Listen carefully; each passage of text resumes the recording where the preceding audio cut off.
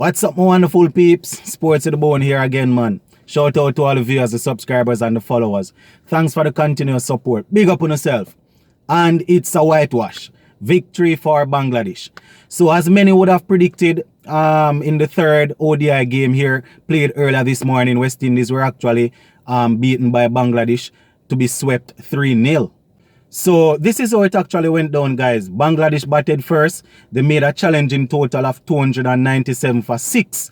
Now, bear in mind that if we should put the two scores together of the first and the second ODI, West Indies still wouldn't add up to 297. So just looking at the 297 before West Indies even went into bat, we actually knew that this was going to be a challenging total for them, you know, and it proved to be that way.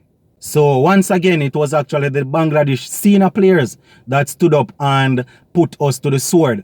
Mushika Rahim and Tammy Iqbal, they both got 64, while Shakib Al Hassan continued his good form, contributing 51. So basically what we notice here is that in the third ODI here, Bangladesh actually batted first, and they were able to bat out their entire 50 over without being bowled out.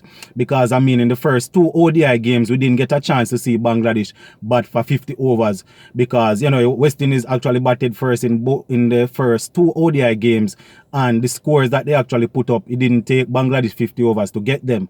So at least we got a chance to see Bangladesh batting out a total of 50 overs. Now, where the West Indies bowling is concerned, as you can imagine, it wasn't anything too exciting because Bangladesh only lost 6 wickets. It was actually our young pacer Alzari Joseph that led the way. I think he picked up 2 for 48 off his 10 overs. And he was supported by Rifa, who picked up 2 for 61 off his 10 overs also. So that is what the bowling figures actually looked like. Bangladesh only losing 6 wickets, as I said earlier. So it's not like anybody had a chance to pick up a 5-wicket haul or a 6-wicket haul or anything like that. So Alzari Joseph leading the way once again where the bowling is concerned. So staring down the barrel of 297 runs to avoid the ODI whitewash, the Windies batsmen timidly walked out on the pitch, you know, to go about searching for those runs. And it didn't start off good at all because disaster struck pretty early as both openers were removed pretty quick, in quick succession. As a matter of fact, only Nkrumah Bana out of the top five really made anything of note. I think he got 31 of 66 balls. So once again, we noticed that the top order really didn't manage to put anything together. No, at one point in time, we actually tried to put up a little resistance. Ravman Powell led the way once again as he tried to glue the innings together. He got 47 or 49 balls, I think it was. So he was there trying to repair and trying to put on a partnership with a couple of the guys to try and see if they could at least bat out the overs, even if they did make the 297, but at least bat out the 50 overs. So Ravman Powell once again top scoring. I think he top scored in the first two ODI matches also. So that is actually what the batting card looked like, you know. Ravman Powell getting in the 40s, Nkrumah Bana managed to get in the 30s.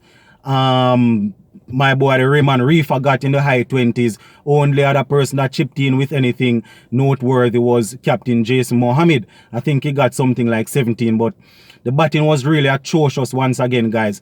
In the first ODI we got 122, the second we got 148, I think it was, and now we getting 177. Batting really let us down, guys. Really let us down. You know, even though we had a couple of the guys trying to put up a little fight, talking about Nkrumah Bana, Ravman Powell and Raymond Rifa, the continuous pressure that was applied by the Tigers, you know, we actually crumbled and frizzled out in no time. So we crumbled out for a total of 177 of the, I think it was 44.2 overs. So once again, we were still not able to bat out the 50 overs, as I would have alluded to earlier. So that is what it actually looked like, guys. Nothing exciting to report on. The ODI series, just it came and it went. That's all I can say. So that's basically how the cookie crumbled in the third ODI. You know, Bangladesh winning by a total of 120 runs. So that's how the cookie crumbled. I guess all eyes will now turn to the test series. I don't know how many persons will be looking forward to it. But in this ODI series here, we were completely outclassed, outskilled, and outperformed. You understand? To be whitewashed.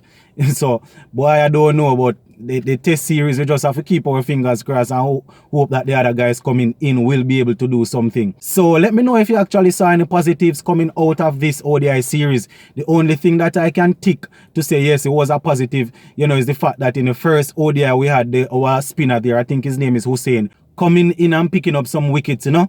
But separate and apart from that, there isn't anything to brag about. There isn't anything to talk about, in my view, in my opinion. But I know you guys might have a different opinion. So let me know in the comment section what you think about this ODI series here that we were whitewashed in. Are you looking forward to the test series? Do you think that we will put up a better challenge in the test series? Sports to the bone.